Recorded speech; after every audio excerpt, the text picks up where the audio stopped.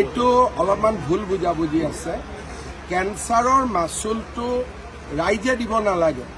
এইটো আয়ুষ্মান ভাৰত কাৰ্ড আৰু আয়ুষ্মান অসম কাৰ্ডত চৰকাৰে পইচাটো দিব।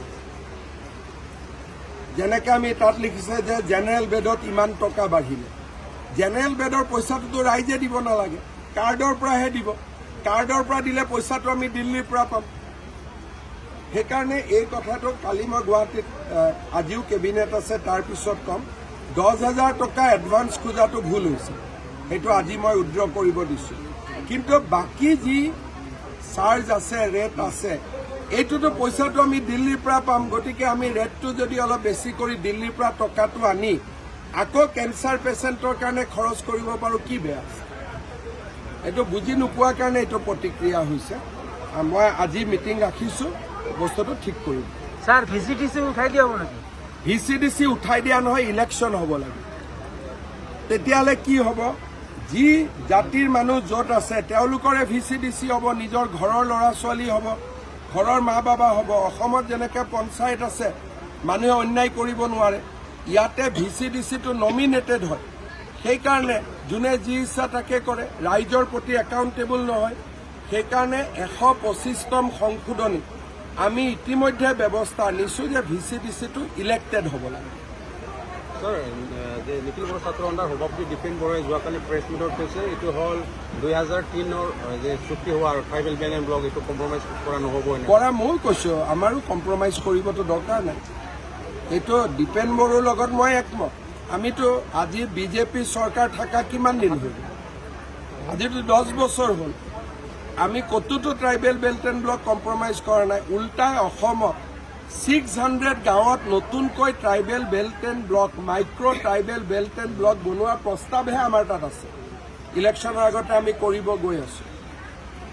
গতিকে উঠোৱাটো নহয়, 600 নতুনকৈ micro' tribal belt and block বনোৱাৰহে কাম আমি হাতত লৈছোঁ। গতিকে এইটো কথা কোনোবাই ইলেকশ্যন আছে কাৰণে বেছিকৈ উলিয়াই আছে। মই এটাই কথা কৈছোঁ যে অসম চৰকাৰে কোনো ট্ৰাইবেল বেল্ট ব্লক ভাঙি দিয়াৰ কথা এনেইতো ভাবাও নাই, সপোনতো ভাবা নাই। গতিকে এই কথাটোলৈ বিতৰ্ক হ'ব নালাগে, আৰু যি কথা আমি কৰা নাই সেই কথালৈ বিতৰ্ক হ'ব নালাগে। 12টা সমষ্টিত কেইটা জিকিব বিজেপি এইবাৰ? আমাৰ মানুহবিলাকে কৈ আছে 7টাত জিকিম বুলি, কিন্তু মই টেষ্ট কৰা নাই। মই 20 আগষ্টৰ পিছত ক'ম।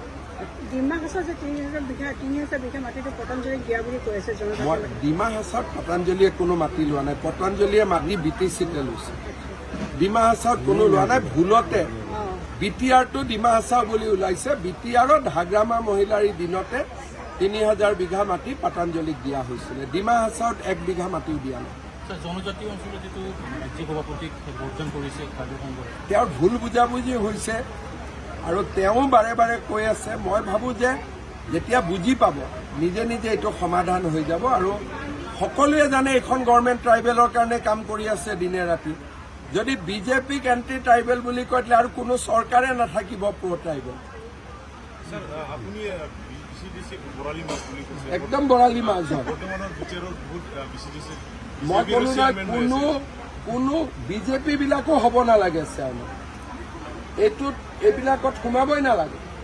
মই বিজেপিৰ মানুহবিলাককো কৈছোঁ, নলবাৰীত যদি চবেই অৰুণোদয় পাব পাৰে, জালুকবাৰীত যদি চবেই অৰুণোদয় পাব পাৰে, চবেই প্ৰধানমন্ত্ৰীৰ ঘৰ পাব পাৰে, BTCত কিয় নোৱাৰে? সেইকাৰণে মই বিজেপিৰ মানুহকো কৈছোঁ যে ইলেক্টেড VCDC হ'ব লাগে, লিষ্টত নাম দি VCDC হ'ব নালাগে। আৰু এইটো BTC ৰাইজে বিচাৰিছে, এইটো মোৰ কথা নহয়। আৰু বিজেপি হ'লেও ভুলটো ভুল। এইটো বিজেপি হ'লে 7 খুন মাফ, এইটো মোৰ ছিষ্টেমত নাই। বিজেপিয়ে বেয়া কাম কৰিলেও বেয়া, মই বেয়া কাম কৰিলেও বেয়া। আমি কোনো ভগৱান নহয়। হিমন্ত বিশ্ব শৰ্মাই বেয়া কাম কৰিলেও